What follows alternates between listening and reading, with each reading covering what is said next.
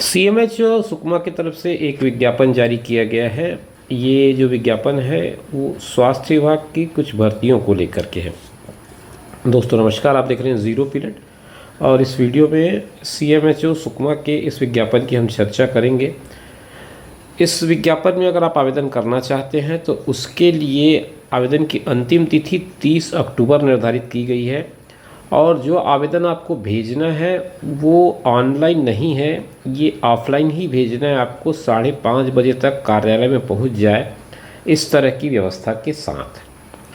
तो 30 तारीख को शाम 5:30 बजे तक डाक के माध्यम से आपका आवेदन पहुंच जाए, इस बात की निश्चितता को आप ध्यान दें। अब हम आगे बढ़ते हैं, विज्ञापन के जो बाकी मुद्दे हैं उनको समझने का प्रयास करते हैं।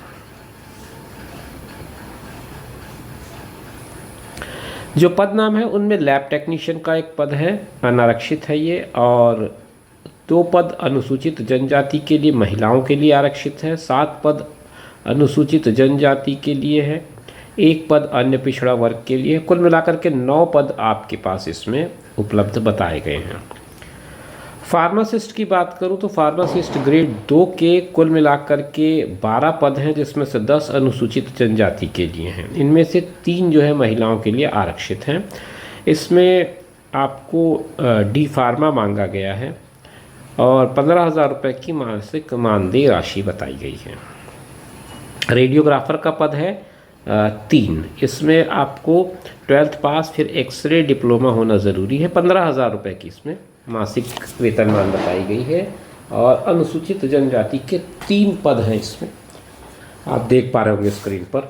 वाहन चालक का 2 पद है जिसमें 12,000 रुपये प्रतिमाह वेतनमान मिलना है, 8वीं पास मांगा गया है और साथ में आपसे लाइसेंस मांगा गया है हैवी ड्राइविंग का।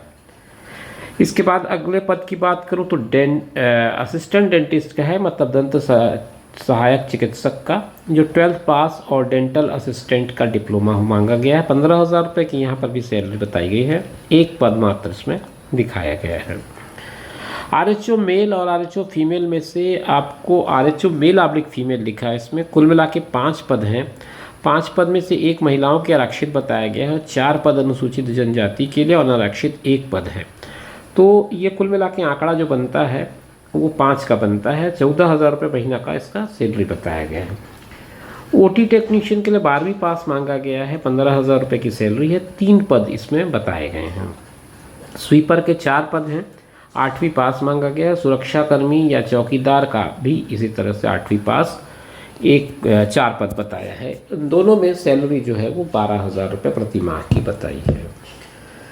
इसके बारे में और अगर आपको जानना हो तो फिर आप sukma.gov.in पर जाकर के देख सकते हैं, वहाँ आपको विस्तृत जानकारी और मिल जाएगी। अगर आप आवेदन पत्र का प्रारूप देखना चाहें जो आप भेजेंगे तो ये वो प्रारूप है जिसमें आपको अपना फ़ोटो लगा देना है। फिर उसके बाद आपसे जो जानकारियाँ पूछी गई हैं, पद का नाम है, आवेदक का हिंदी अंग्रेज़ी दोनों में नाम पूछा गया है, जन्म तिथि है, पिता पति का नाम है, आयु है, जाति वर्ग है, ये सारी चीज़ें आपको भरनी है और उसके बाद इस आवेदन को डाक के माध्यम से भेजना है सुकमा के सीएमएचओ ऑफिस में। एक चीज़ और मैं आपको बताते चलूँ कि अगर आप डाउनलोड करना चाहें तो आप इस आवेदन पत्र को ही सीधे उपयोग में ला सकते हैं। डाउनलोड करके इसको भर करके इसके साथ जो भी डॉक्यूमेंट आपको अटैच करने हैं वो सब कुछ इसमें अटैच कर दें और उसके बाद इसे भेज दें। इस नियुक्ति से जुड़ी कुछ मोटी मोटी बातें हैं जो मैं आपके साथ शेयर कर देता हूँ। ये नियुक्ति न तो नियमित है न ही संविदा है, केवल स्थानीय व्यवस्था के तहत है, आपातकालीन चिकित्सा व्यवस्था के लिए की जा रही। इसके स्थान पर नियमित या संविदा नियुक्ति जैसे ही होगी आपकी नियुक्ति स्वयमेव समाप्त हो जाएगी। तो इस बात को ध्यान रखें और इसको नोट कर लें कि ये किसी तरह की कोई रेगुलर वैकेंसी नहीं है। ये नियुक्ति उपस्थिति दिनांक से 1 साल के लिए की जा रही है। अगर आपका कार्य संतोषप्रद होता है तो आपको सेवा वृद्धि की जा सकती है और नहीं होने पर आपको सेवा समाप्ति के लिए भी स्वतंत्र रखा गया है। इसमें आपको किसी तरह के कोई मातृत्व या पितृत्व अवकाश की पात्रता नहीं है, अवैतनिक अवकाश ही प्रदान किया जा सकेगा। और मानदेय सेवा अवधि जो होगा उसमें आपको एकमुश्त वेतनमान मिलेगा। इसके अलावा किसी तरह का कोई भत्ते की आपको और पात्रता नहीं है, किसी भी तरह का कोई और भत्ता आपको नहीं मिलेगा। और अगर सेवा समाप्त किया जा रहा है तो एक पक्ष के द्वारा 1 महीने का नोटिस या नोटिस के स्थान पर 1 महीने का वेतन, दोनों में से कोई एक काम करना पड़ेगा। मेरिट लिस्ट कैसे बनेगी उसको अगर आपको जानना है तो शैक्षणिक योग्यता का बन रहा है 65%, अनुभव का 10 से 15 अंक, जो एनएचएम का अनुभव 3 अंक और शासकीय कार्य का 2 नंबर आपको मिल रहा है। लिखित परीक्षा या कौशल परीक्षा या साक्षात्कार जो भी कुछ होगा जिस पद के मुताबिक, उसके लिए आपको 20 अंक मिलने हैं। और निर्धारित न्यूनतम शैक्षणिक योग्यता के प्रत्येक वर्ष की अंक सूची आपको लगानी है। और जो भी डिप्लोमा मांगा गया है या कहीं डिप्लोमा के बाद किसी काउंसिल में रजिस्ट्रेशन मांगा गया है तो उसकी भी आपको लगानी है। और उसके बाद परित्यक्ता महिला हेतु तो एक पद सामान्य एएन में प्राथमिकता के आधार पर चयनित किया जाएगा, ये तो इसमें लिखा हुआ है।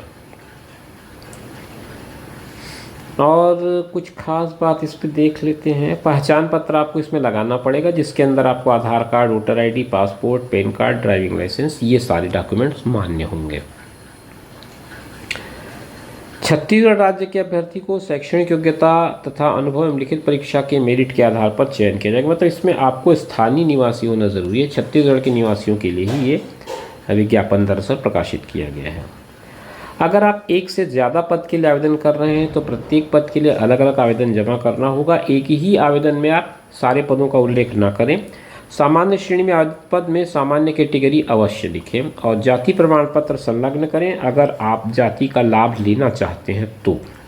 अगर आप ये प्रमाण पत्र संलग्न नहीं करते हैं तो उस कंडीशन में आपका आवेदन निरस्त कर दिया जाएगा। जो भी आवेदन आप दस्तावेज इसमें संलग्न कर रहे हैं उसकी एक एक प्रति स्व प्रमाणित उसी क्रम में लगाएं जिस क्रम में आपने उसको लिखा है आवेदन पत्र में, और एक फ़ोटो भी इसके साथ में आपको अटैच करने हैं। अधिकतम आयु सीमा 50 वर्ष रखी गई है, न्यूनतम 18 साल है।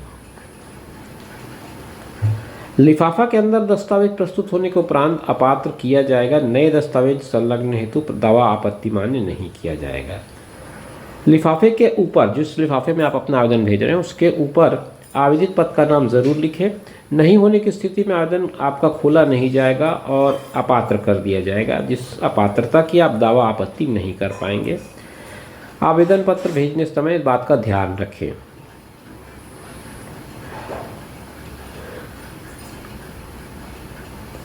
अगर कोई लिखित परीक्षा आयोजित की जाती है तो उसका कक्ष क्रमांक, रोल नंबर, पदवार आवंटित किया जाएगा।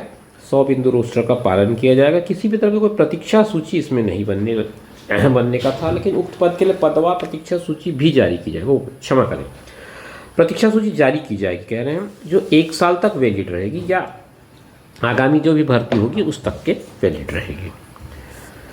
तो मेरा ख्याल है लगभग सारी चीज़ें हमने कवर कर ली हैं। और ये अंत में CMHO की तरफ से ये CMO महोदय का साइन है, ये सिग्नेचर आप देख पा रहे होंगे। अगर आप इसमें अपना आवेदन करना चाहें तो निसंदेह आपके लिए मौका है, ज़रूर आवेदन करें।